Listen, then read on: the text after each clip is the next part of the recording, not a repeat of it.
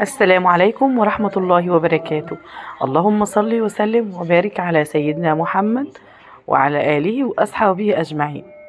بسم الله والصلاة والسلام على رسول الله. حياكم الله، يا رب تكونوا بخير وفي أحسن حال، اللهم أمين يا رب العالمين. كل سنة وانتم طيبين ولادكم طيبين وحبايبكم يا رب كلهم طيبين.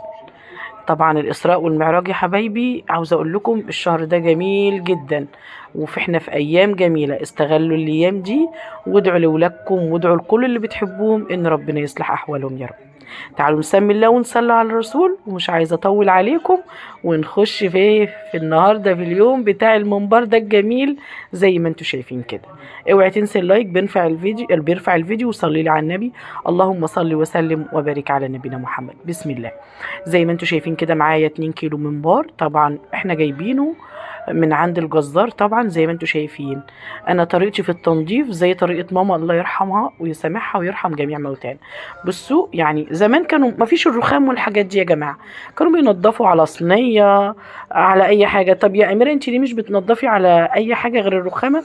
لا انا ما برتاحش إلا لما بقف كده على الرخامة وانضف عليها يا جماعة. ماشي. طبعا بنشيل المادة اللزجة اللي فيه دي وبنقلبه طبعا على وشه، على زي ما انتوا شايفين كده اهو.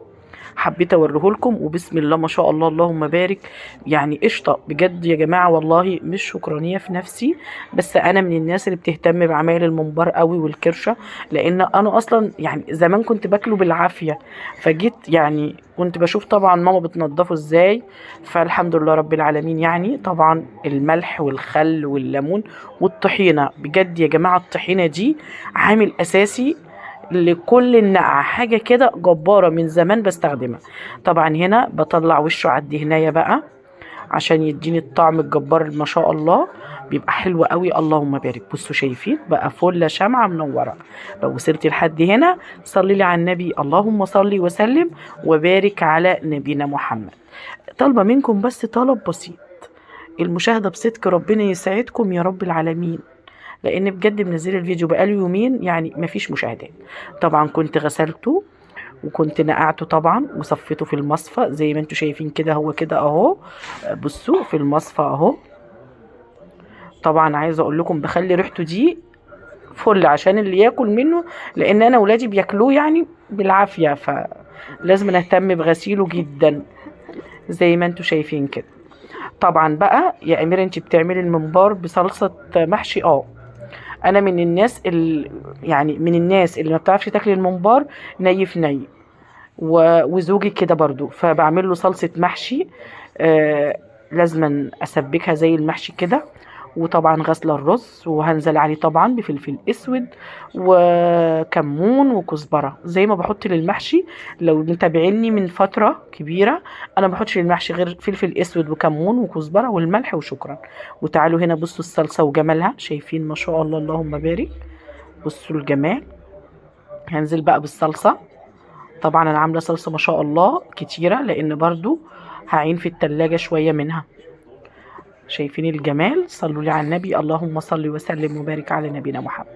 همسك كل الكلام ده بقى كده اقلبه مع بعضه زي ما انتوا شايفين كده، وهنزل برضو بالخضرة بس اما اقلب الصلصة مع الرز وايه، واروح نازلة بالخضرة. ودايما سمي الله وقول يا رب احسن ما بين ايدي. زي ما انتوا شايفين كده اهو هنزل بالخضرة. طبعا الخضرة احنا بجد بجد ايام الشتا دي فيها الخضرة حاجة جبارة. بصوا الجمال. هنا بقى طبعا ما شاء الله جهزت بقى الرز اهو، وهقعد طبعا بقى احشي الممبار اهو. شايفين ما شاء الله لازم تبقى خضرته كبيره. تعالوا هنا بقى اوريكم تعبئه الممبار سهله جدا. طبعا علشان ده ممبار يعني بتاع عجول صغيره مش ضاني، فبنعبيه بايدينا. طيب لو الممبار الضاني بيضايقك انا عاملاه على القناه قبل كده بقمع يا جماعه، لكن ده ما شاء الله كبير وكده. بصوا شايفين اهو، شايفين؟ والممبار ما يتمليش قوي علشان ما يبقاش مكبوس منك وما يستويش ويضايقك وينطر الرز ده كله. وهنعمله بطريقه حلوه بس خليكم معايا لاخر الفيديو.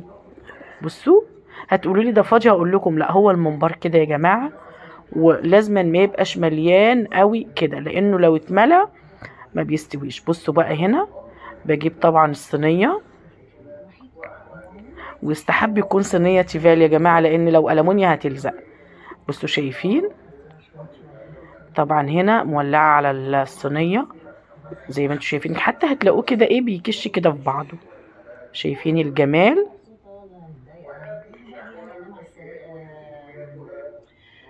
لو لسه معايا لحد هنا قوليلي انا معاكم في الفيديو، وصلوا لي على النبي. اللهم صل وسلم وبارك على نبينا محمد. يا رب يسعدكم جميعا يا رب، اللهم امين.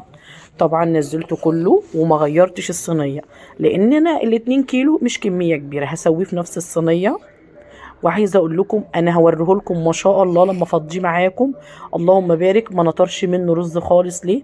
علشان انا مش معبياه قوي. بصوا لي على الجمال بقى هنا. طبعا اهو مش هحط التوابل الا لما اشيل الريم اللي عليه ده. ايه التوابل اللي هتحطها يا اميره؟ جزرايه، فلفل اسود، بصلايه، طماطمايه، حبه ملح، حبه فلفل اسود، مش اكتر من كده. وربنا يا رب يحسن ما بين ايدكم جميعا، اللهم امين. بصوا الجمال، بصوا شايفين؟ تعالوا هنا بقى ايه يا سيدي على الجمال وعلى الحلاوه. ربنا يحسن ما بين ايدكم جميعا يا رب.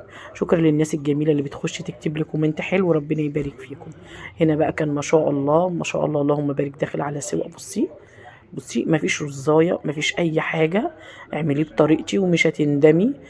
دايما بشوف ناس بتشكي كتير قوي ده بيطلع منه رز. بصوا انا بجيب لك بالشوكه مش بالمعلقه اهو، مفيش حاجه جايه فيه. وطبعا بسيبه ينشف خالص لحد ما الميه اللي فيه دي تنشف. طبعا ده لما يستوي. طب لو هو نشف ولسه محتاج بنزوده ميه سخنه. وتعودي تزودي ميه سخنه، لان الميه السخنه ما بتخليش الحاجه تجرمس. طبعا هنا يلا نفضي الممبار. هنا كان ما شاء الله الشوربه بتاعته كلها نشفت. بصوا الجمال، بصوا لي على الجمال.